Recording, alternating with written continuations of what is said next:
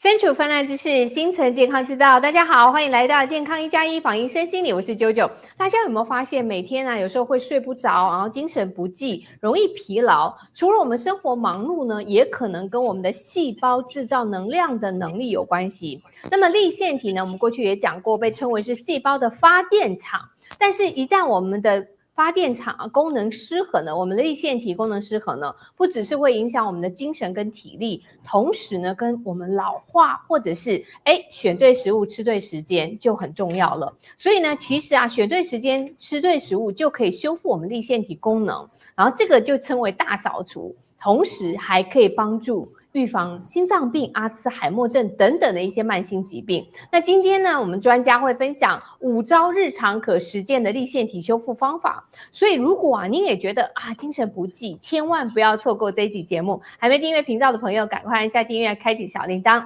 好的，今天的直播欢迎观众朋友加入，你可以在留言区留言跟我们互动。首先介绍今天的嘉宾是荣兴诊所，同时也是舒田诊所营养师林婉萍营养师。婉萍营养师你好。大家好，我是婉萍营养师。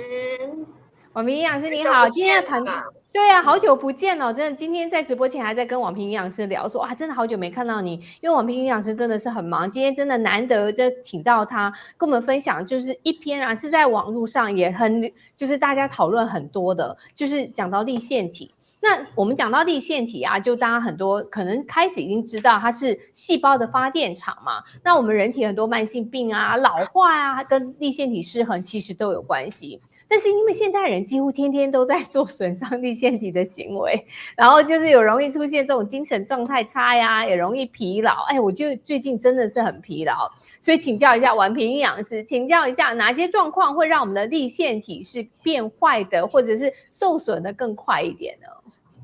其实粒线体它就是我们小小的一个小细胞里头的一个做工的发电厂所以它本身其实带有清除脏东西的功能。那什么样的状况会让它更不好？就是大家都知道不健康的饮食，而且呢缺乏运动，还有作息失调。好，再来还有个情绪压力很大，就是你很大的压力的时候，粒线体它直接会被你压垮了。所以我们最常遇到的这样的状况的人就是你实际上你去问，就是说什么样的人他会在这个，因为当他被压垮的时候，他的疲惫感、疲劳感会最明显。所以像慢性疲劳症候群的人，或是像有一些人有纤维肌疼痛症的人或者是某些三高，其实这些东西它往往都是肌生蛋或是蛋生肌的问题，就是它有可能是粒线体功能不好了，导致它慢性疲劳。那有可能是因为慢性疲劳它压力太大，导致它粒线体就更加速坏掉。所以其实粒线体不是用以爱发电它其实要吃对它才能够发电的满满的。是，我觉得刚才你讲以爱发电这件事情，也确实大家都很多人可能就会觉得这个发电机那我们到底要怎么做？其实现在人回过头来讲，现在人很多人身体有什么问题，都会想说我直接是不是身体缺什么营养素保健品来做解决，觉得很方便。其实市面上有很多标示可以维持粒线体健康的保健食品，比如说像 Q10 维生素 B 群等等。那另外我们在网上也看到网友会互相分享说你是吃哪一种粒线体保健品比较有感觉？但是请教一下婉萍营养师，如果我们粒线体受损了，吃保健品就可以解决问题了吗？我们应该这样说就是有一些这个保健品我觉得你可以吃，因为比如说遇到就是说我的自己客户好了，他其实一来我们都希望修复嘛，因为修复才是让粒线体的功能可以持续下去。可是大家一定有听到刚才那个4大原因，就会发现，比如说我压力大，我现在也处理不了它，对不对？好，那我现在吃的不好，但没关系，我愿意好好吃，可是它都要花点时间，可是它真的可能太累了，疲惫感太强了，我们其实还是会建议，就是说好 ，OK， 那我们先用一些营养素，好，但是我要先说，这些营养素就是以我自己的临床经验，我会用，可是不代表每一个都很有效。就是说我们现在的这个我们生理的营养这种保健品在目前的研究上，就是它只能告诉你有一些东西可能有效，可是是不是你完完全全有效，这真的没有办法完完全全确定那我就分享几个就是说我比较自己常用的就是像芝麻素、Q10、维他命 C， 还有矿物质锌和镁。好，那其实呢，像维他命 C 还有锌和镁，它其实都跟我们的细胞代谢有关。好，那辅酶 Q 它就是直接跟粒线体的功能哈，就产能是最有关的。那芝麻素它有点像是清除脏东西，好，尤其是在功能肝的部分，它会大量的抗氧化的部分啊。那有些人因为肝功能的就是肝的状况没有那么的好，它比较抗氧化比较多后，它的疲惫感就会下降。好，所以这几种都是我很常用的，但我一定要告诉大家，它也不一定每个客户用都一定有效。那我只是先挑了一下论文上，比如说跟粒线体的功能或是代谢路径比较有相关的，就跟大家分享。可是我也要讲啊，就是我们也会遇过有一些很可爱的客户，就是他可能就是一边吃保健品，可是一边继续伤害他的粒线体，那这样就没有因为有些东西是可以处理的，比如说像是这个熬夜有没有？你失眠是事情哦，可是熬夜有件事情哦。熬夜是你可以睡，但你不去睡；失眠是你想睡，你真的睡不着嘛。那如果说是熬夜的人，然后他又一边在吃那个什么辅酶 Q10 还是芝麻素，就跟他说：“你这样没有用啦，你这样等于你白吃了。”就是吃下去的东西，你还是要搭配一些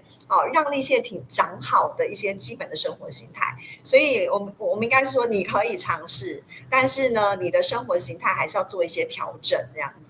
是，我觉得婉萍也是你讲这一点真的是还蛮重要的。虽然大家都知道生活啊，不要熬夜啊，然后尽量就是保持身心的健康平衡是很重要。可是很多人其实他没有办法就是对应他的生活。但是您刚刚讲到，他也可能会觉得说，我可能熬一点夜，但是我其实吃一点保健品可能就补回来了。其实有时候它不是对等的，所以大家还是要注意。但是我也知道您也分享过，就是修复粒线体的一些妙招，其实只要透过饮食啊，还有生活方式的调整，就可以来修复我们粒线体功能。这些方法有哪一些？可不可以跟我们分享一下呢？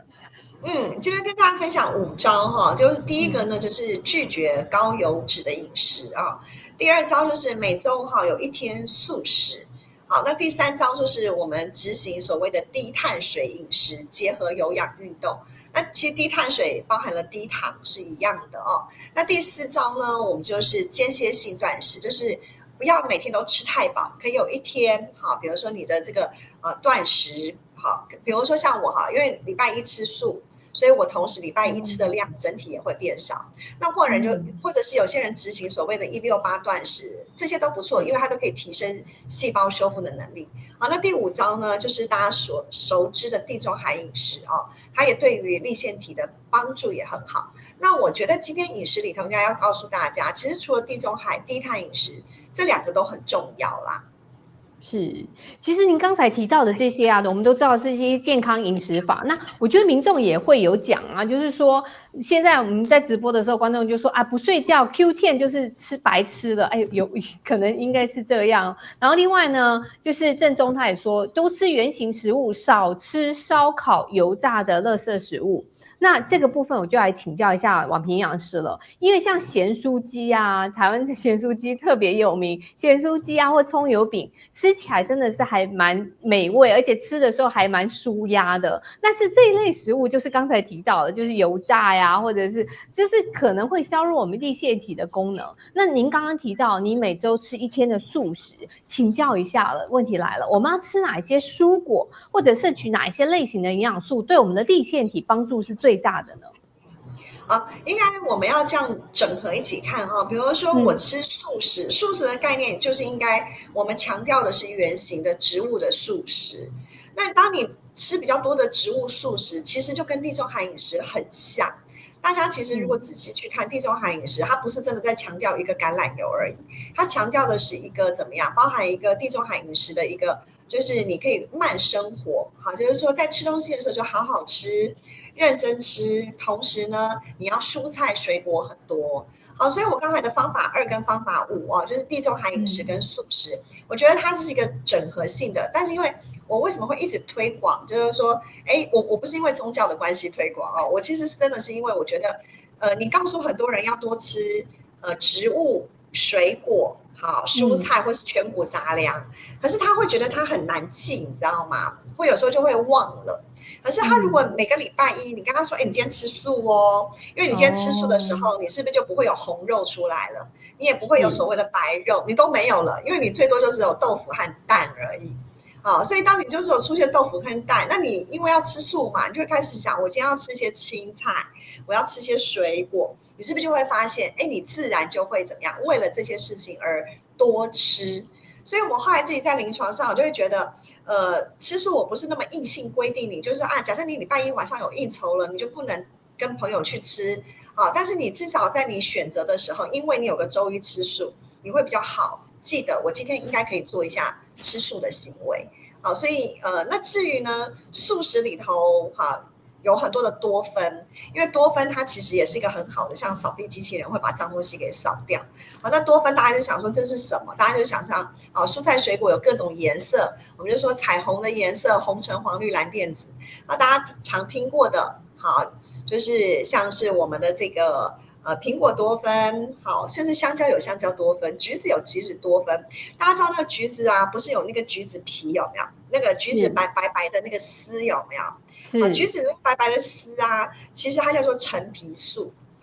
就是它那个里头有很多的陈皮素，除了那个橘子的那个皮内层那个白白之外，那一丝一丝也有。那这些呢，就叫做所谓的多酚。那多酚就是把这个脏东西给丢掉，然后同时呢，把这个粒线体怎么样，帮你再重新变健康一点。那你这个多酚的东西，就是在各种蔬菜水果，糙米有糙米多酚，然后包含了像我们的这个番茄，就是大家有听过的茄红素，像紫色的茄子，就是有所谓的花青素。那像我们不同的季节，就是不同的水果，我们就是选择当地在地的水果。那当地在地的水果其实就是呼应怎么样？地中海饮食，因为地中海饮食它就是强调，就是在我们地中海这些区域的东西为主轴这样子。所以就说，其实婉萍营养师，您刚刚提到一个重点，我们过去讲说吃橘子其实还蛮好，但是我们知道这个丝是特别营养的，现在我们就知道，其实它里面的多酚就在里面了。所以我们要知道，在吃的过程中，尤其您刚刚一开始您提到吃素，我还真的想说，有可能是因为宗教的关系或各方面，原来只是让我们自己的身体接受一下这些素食的一些营养。比如说像水果蔬菜这些营养，这是一个真的是还不错的方法也真的是希望大家可以推荐。就是因为我过去也是觉得我们在吃东西的时候很难把这个蔬菜水果吃到一个一定的分量，2:1餐盘有时候觉得好像还是比重没有对，所以这个方法我觉得大家是否应该也是可以参与就是参考看看。因为比如说，大家应该都知道台湾的那个手摇饮很夯嘛。那比如说，我今天还是很想喝手摇饮，在周一的时候，那我也可以吃冰我可以吃什么冰？我可以吃绿豆剉冰、红豆剉冰。你知道我们不是可以点很多那个剉冰的时候，会可以点料嘛？那你就可以点薏仁，有没有麦片？这些都是食物类的东西。那再来呢，就是像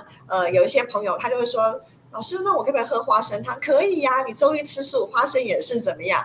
它也是素食。那你就是等于吃到自然的坚果，因为我们地中海饮食里头就有一个要强调有坚果嘛。那台湾本来就是花生多那你就花生汤就是你的周一吃素非常好的点心这样子。哇，这是一个真的很好的建议，这样大家吃起来也不会觉得说，哎呀，我今天要吃素，好像吃的有时候不过不太习惯。对，大家不要把它想成是宗教的事，我就想说你今天身体要打扫一下，所以你想要选择周2也可以，周3也可以，周4也可以。对，然后就是那我为什么会喜欢选择周一呢？因为基本上6日往往你都会回家大餐多，是不是？那个聚餐多，对不对？那你就会变成，我就觉得，那我就礼拜一怎么样？就是6日那么颓废，我礼拜一给我自己打扫一下，让我的粒线体功能可以恢复一下。对，这是一个很好的方法，就一周我们可以挑一天来进行素食时间，素食的愉快的一天，看看你哪一天更好，或者跟婉萍营养师一样，挑周一也是一个很好记很容易记的一个时间点。好，那我们在继续跟婉萍营养师讨论下一个问题之前呢，我要先快速进入一个推荐。说到这个年龄到了一个50岁是一个很重要的分界，我也在思考说这个年龄段可以用什么样的方式作为保养的补充。那我们刚刚提到有很多的保健品，后来我跟一个日本老牌公司呢合作推出这款玉宝黑参。那这个因为黑参它是人参经过9次的蒸晒之后去掉人参的这种燥热性，留下它的温性，甚至它的人参皂苷含量会比一般红参高37倍。其实说到人参皂苷，在西方有很大量的研究，它可以帮助调节免疫功能啊，抗发炎、抗氧化，甚至提升我们的能力、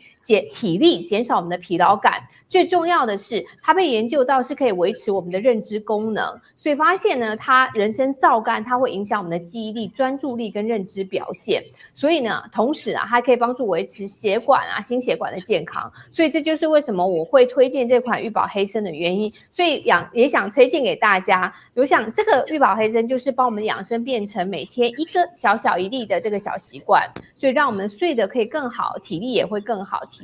气色也会更亮。它是100%日本制造的。如果想要了解更多的话，我把相关资讯放在影片底下的说明区跟留言区，大家可以去看看。好 ，OK， 那我们接着下来还继续跟婉萍营养师来讨论，因为刚才婉萍营养师讲到就是一天吃素这个，我觉得这个是很可以执行的。那除了吃蔬菜之外，您自己还每2个月执行2周的低碳饮食搭配运动，这个还蛮重要。怎么样？请问您怎么样做才可以同时兼顾安全性跟可行性？那您是怎么来安排这种低碳饮食的内容呢？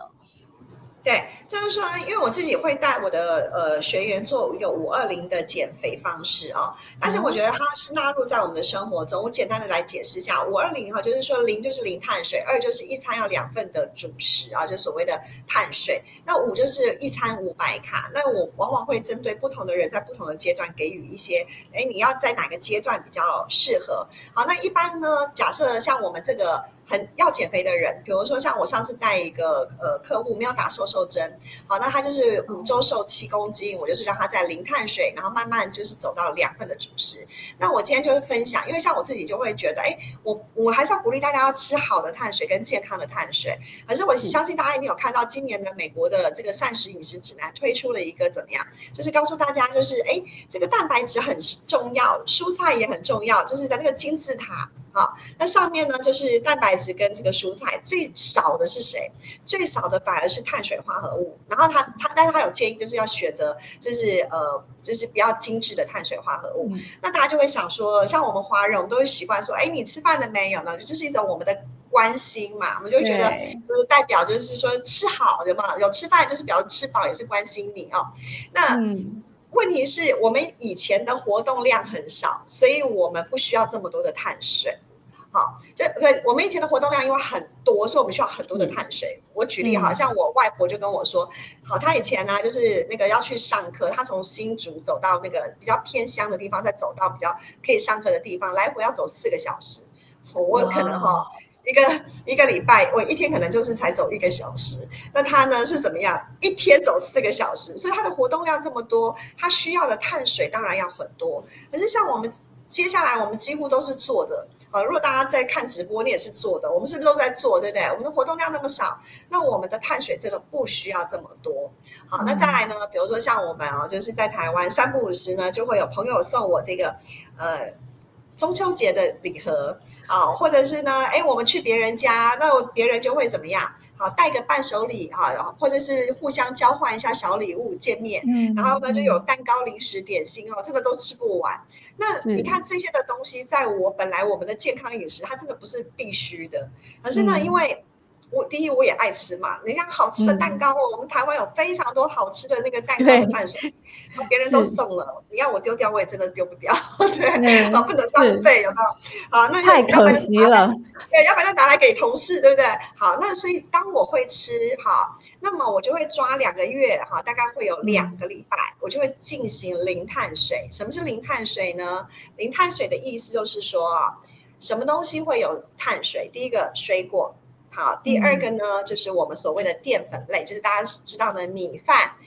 面包、吐司、馒头还有蛋糕、甜点、零食、洋芋片。第3个呢，就是奶制品，因为奶制品也有乳糖，所以我会在这2周这3个东西完全都不碰。对，那有人会说，蔬菜有点碳水，豆腐类也有点碳水，好，那没有关系。好，我们就是先抓这3大类。好，那这3大类，当你一旦去掉以后，就会发现很多的垃圾食物你都不会吃了，因为饮料也不能喝了。对，那你这个时候呢，身体就会让它先回归到怎么样一个 reset， 一个干净的状况。好，那这个时候接下来我就会以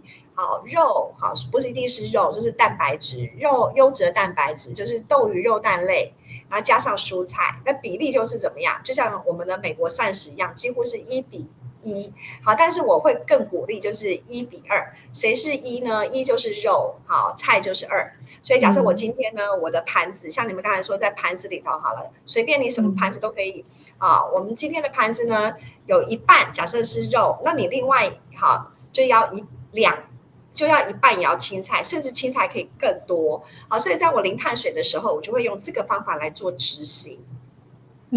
好，那这个的方法执行的时候呢，有些人很会瘦，好，大部分的人好，就是说尤其是越胖的人会瘦越快。那如果说像我们这种就是已经常态体重差不多都稳定了，我们大概就会瘦个1公斤到2公斤。好，但是我尽量怎么样，在这一段时间内，我就是把好的东西吃进去，把我之前这2个月累积的脏东西怎么样清一清。那如果说假设你有血糖的问题，我就比较不建议。为什么？如果你有就是你有做糖尿病的人，或是你有吃药的人，好，糖尿病吃药或是打针的朋友，好，那我就不建议了。为什么？因为我这个的做法叫做零碳水。那零碳水呢，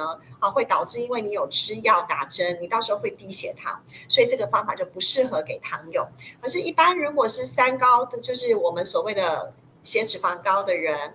或者血压高的人，但你没有糖尿病的问题，或者像一般健康的人，这些我们都可以来做执行，没有问题的。所以这个方法其实是针对健康族群，但是你如果自己本身有在做一些，比如说你已经打瘦针啊，或各方面的一些调整当中的人群的话，你可能要再问问看您的营养师，或者跟你医生讨论之后，才可以再进行另外的额外的一些，比如断食啊，或者是低碳、打瘦针没有问题，打瘦针是没问题。对，但是如果他是糖尿病人，好，打瘦针那就不可以。对，就是一般人打瘦针都 OK， 但是他如果是糖尿病人打瘦针，那就不行这样子。那如果是这样的话，请教一下王平营养师，如果我们是就是这个人群是糖尿病的患者，他们适不适合做这样子的一个断食呢？他们就比较不适合零碳水，好，因为糖尿病的朋友就是他只要有打胰岛素、有吃药。或者这个有打瘦针都无所谓，都是怎么样，都算在我们的糖友，那它就不适合零碳水。好，那但是如果我自己客户会带的话，那它就是适合2份碳水，就是我的第2个阶段2。好，那第2个阶段就是我会让他吃饭，就是第2个阶段的2，就是完全就是以饭为主轴，就是我们还会让他们以这个面包。吐司、小麦制品为主，我会以饭为主。对，因为当然相对我可能在美国比较没有办法那么容易执行，但在台湾是比较容易的。那我就会为什么呢？因为其实我们传统的以饭配菜配肉，它其实最容易选择原型食物。那反而有时候我们在这个只有选择，比如说阳春面、馄饨面，这个对他们来讲，其实碳水的量都超过太多，超过2了，然后蛋白质又不够，蔬菜又不够，所以如果是我们的糖友，我就会让他去进行我的2的部分，这样子。所以其实还是针对不同的族群，可以有一些不同的调整。但是另外有一个问题，我们刚才听就是婉萍营养师这个2个月2天的这种低碳饮食，我觉得无碳饮食。2周，1个月2周，对不对？2周都是做无碳。2个月会有做2周这样子。2个月做2周的这种无碳饮食，我觉得这个听起来还是对我们身体。我听完这个说到这个无碳饮食，就觉得对我们的身体健康肯定是有很好的帮助。但是有个问题来了，假设我们吃完大餐，比如说您刚刚也会说，我们有时候也会吃完大餐，然后有的人会再做168的断食。这样子可以透过自噬促进我们的粒线体更新吗？比如说我们今天吃很多，明天再饿16个小时，这样168断食一天，您觉得这样足够了吗？应该是说如果比如说你1个礼拜发生这样一次，然后你做1次的断食，它真的 OK，就是不要给自己太大的压力对，但是呢，如果假设你1个礼拜我吃了3次的buffet，然后呢，就是因为1个礼拜也才7天嘛，你吃了3次的buffet，然后你再做这样的事情，对你的身体不会有帮助。好，就算它不跟立腺体有关，但我可以告诉你，就是你的胆固醇还是会上升，甚至可能你的胆结石会发作。好，所以就是给大家一个概念啦。可是如果像你今天真的只有一个，你今天刚好就是真的就是只有这一天，就是吃了一个非常丰富的餐，那你第二天我就执行168或是1212断食，我其实还真的蛮强烈，你真的可以这样子做。对，因为你可以把刚才昨天晚上太多的东西有没有？好，让它经过一整12个小时到16个小时的断食，让它可以慢慢清掉，慢慢清掉，慢慢清掉。所以是有好处的，这样子。是，其实刚才王平营养师也是解开了我们很多人心中的疑惑，因为很多人说168断食，那没关系，我断食16个小时，我这8个小时好好的猛吃，其实这个也是不对的，因为真正的做法还是你在这个8个小时也是要吃的健康，也要吃原型食物，也要吃配合你身体需求的一些食物，不是说这8个小时我就猛吃啊，甜点啊、蛋糕啊、零食都可以来，它其实还是对食物在选择上来说还是有选择性的。好，那另外一个问题，我们因为刚才也提到地中海饮食嘛，地中海饮食真的是也一直被评为说是全球最佳的饮食方法。那很多人其实也不太知道哦，就是地中海饮食怎么样把它搬到台湾人或者是一般我们海外华人哦，怎么样把它真的实践到我们的生活里面？您有什么建议吗？我觉得他们其实主要就叫做植物性的饮食哈，然后因为它的蔬菜量真的比较多哈，这是第一个特色。那当你蔬菜量多的时候，我们刚才所谓的钙、镁、钾这些的矿物质也都会跟着多啊，那这些都会对于立腺体功能有帮助。那第二件事情呢，其实就是它是以白肉，就是海鲜类为主轴，就是大幅降低红肉的概念哦。可是我相信啦，就是说以现在的趋势，慢慢一定会发现，你吃白肉、红肉、鸡肉啊，你只要适量，其实真的没有太大的差别哦。那我不觉得一定是以海鲜为主轴，为什么？因为刚好地中海饮食它只是围绕着海边的一个生活啊，可是不代表我们华人像我们就是小的时候都是吃豆制品。好，那大豆异黄酮本来就是一个很好的东西，好，那反而它其实真的不好啊？没有，只是因为我们做的研究不够多，所以我倒是觉得蛋白质的东西大家不要去太计较，好，应该还是量的问题哦。就是你如果今天豆腐吃到饱，跟你牛肉吃到饱，好，那就会变成吃到饱都是蛋白质摄取过多，都不会很好。那第三件事情呢，就是因为地中海饮食有个特色，就是我们的橄榄油嘛，橄榄油是一个 Omega-9比较高的一个油。好，那我要跟大家分享，其实像美国，你知道吗？美国有一种油叫做榛果油，榛果油其实是一个 Omega-9，其实比橄榄油还要多的一种油哦。然后呢，在台湾呢，我们有个苦茶油，苦茶油的那个油脂含那个 Omega-9其实是更高，大概就是78%，就是在快要接近90%以上。所以其实这3种油都是 Omega-9很高的油啊。那我们就会鼓励，像我们自己在台湾好了，像苦茶油或是茶籽油，好，都是一个不错的油啊。那另外呢，当季蔬菜水果，我就举例好了，像我们最近这个现在是8月，有什么？我们有竹笋，对不对？有丝瓜，还有苦瓜降补气，还有冬瓜可以煮排骨汤。那如果主食的话，像是这个南瓜啊，你可以当正菜，你可以当一个怎么样你的配菜。那我们另外还有一些蔬菜，像是秋葵、茄子，比如说我可以凉拌茄子或茄子炒肉丝啊，或空心菜啊，那个炒牛肉片。或皇宫菜，还有红苋菜、炒布拉提啊、小鱼干。那我们的水果最近有什么？水果最近就有很好吃的龙眼啊，或是百香果。那你看百香果还可以做成沙拉。如果我今天早上的优格，我可以加一点百香果，就当我的早餐。那现在的季节还有酪梨，我可以酪梨加一个牛奶当我的早餐。那还有包含像现在很好吃的芒果、水蜜桃、西瓜、梨子。那如果今天下午你觉得这个晚上去逛夜市好了。你很想要吃一个饮料，那我就会建议你那你干脆喝个西瓜汁好了，至少是怎么样当季的这个水果汁。然后西瓜汁有很多的这个茄红素哦，因为它也是红红的哦，所以它里头有非常多的茄红素哦。好，那在地的食材，我们就是以这个当季最便宜的，就是然后农药也会最少，而且是随手可得的。是，这样听起来，其实我们要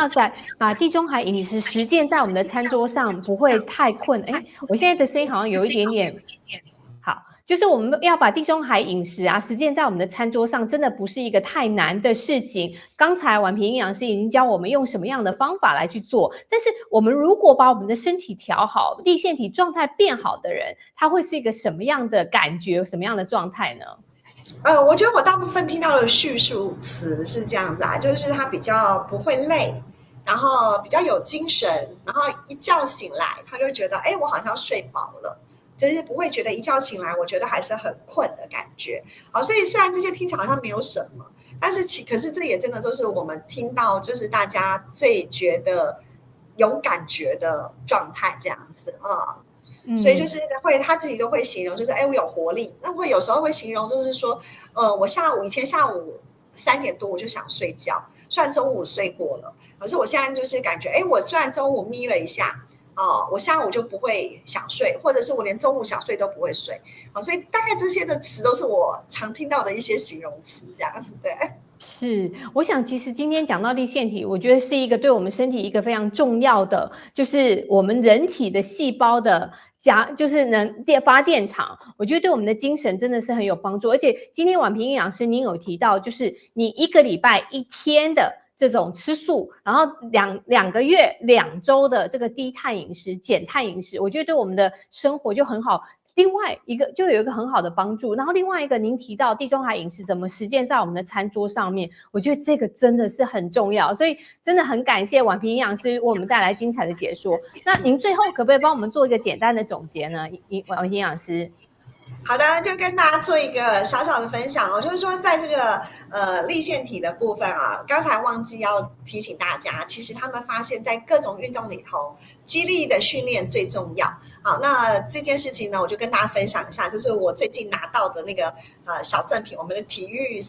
署做的一个小赠品哦。你看哦，它就是要做肌肉的训练，然后就是用力压一下，有没有？然后呢，我就是等于减少，就帮助我增加我肌肉的握力。好，那你不要小看，就说你只是压一下，拜托，我平常连打字连用力都没有，我今天压了一下，我就因为它这个地方有不同的这个强度，那我压一下，我的肌肉就会长出来。当然没有那么快，可是呢，每做一件事情，它就是怎么样，0.1公分的慢慢长大，那它一样也可以帮助你的粒线体怎么样？0.1公分的怎么样，慢慢把脏东西给清出来。所以跟大家提醒一下，第一个呢，肌肉训练很重要。那第二个呢，在饮食里头呢，它其实真的就是植物性的东西，它可以帮助它清干净。第二呢，就是我们所谓的这个间歇性断食也会很重要。第三呢，就是低碳饮食。那低碳饮食呢，520的执行方法，大家如果不是非常熟悉的话，今天没有办法讲那么清楚，欢迎大家可以就是上我的 YouTube 里头李婉萍营养师，我都有介绍一下这个零碳水执行的时候要怎么做。是我们之后呢，直播之后也会把婉萍营养师的 YouTube 也会放在底下，我们节目底下。如果大家想要了解更多营养，怎么样来对我们的身体吃的营养、吃的健康，其实可以 follow 一下婉萍营养师。那另外，其实我们有一个观众很可爱哦，郑中也是我们的忠实观众，他说营养师皮肤气色都很好，是健康饮食的最佳典范。这个真的是这样子，谢谢郑中。所以我想，对啊，我想大家真的是。你看，这个是一个很好的典范，大家就是按照正确的方法，给我们自己足够、同时对的营养，然后如果太多就要没有做医美了。对，真的，哎呀，这个真的是自然美，所以这个很重要。我们要吃得好，其实就可以对我们自己的身体负责，同时会展现在我们的外表的这种精气神上面。所以希望大家也都能够学习婉萍营养师这一套就是营养的饮食方法，然后生活的方法，我觉得就是照顾好我们粒线体的方法。所以今天真的非常感谢婉萍营养师为我们带来这么精彩的解说，谢谢，谢谢舅舅，谢谢各位朋友，拜拜，谢谢，拜拜。我想今天其实提到说要照顾粒线体，光靠保健品真的也是不够的，也不能说天天大吃大喝，明天再来断食补救。我想真正今天听到婉萍营养师跟我们分享，就是我们每天怎么吃，然后还有我们身体有没有好好运动。刚才提到一些基地运动，我觉得这个真的是非常重要。未来有机会呢，我们会请专家来教我们一些简单的一些方法，运动的方法，就是最近大家讲到说我们要就训练我们的肌肉啊，重训这个个很重要。但是怎么样简单重训呢？记得要点赞、订阅、按下小铃铛，我们之后会请专家来告诉您。我想呢，今天呢，很多人适合的饮食，我们今天也告诉大家了。所以健康其实真的不是说一下做到满分，我们从下一餐就少一杯含糖饮料，或者多一份蔬果，或者是每天运动一下，把我们的细胞发电厂照顾好，对我们健康就是一个很大的支持。好，我想如果您身边有朋友也想要了解说到底要怎么样啊，就平常觉得很疲劳啊，吃的好像也对啊，但是好像吃的不太能够补充到我们的身体的细胞的话，把这期节目分享给他们。好的，今天非常感谢你的收看，我们下期节目再见。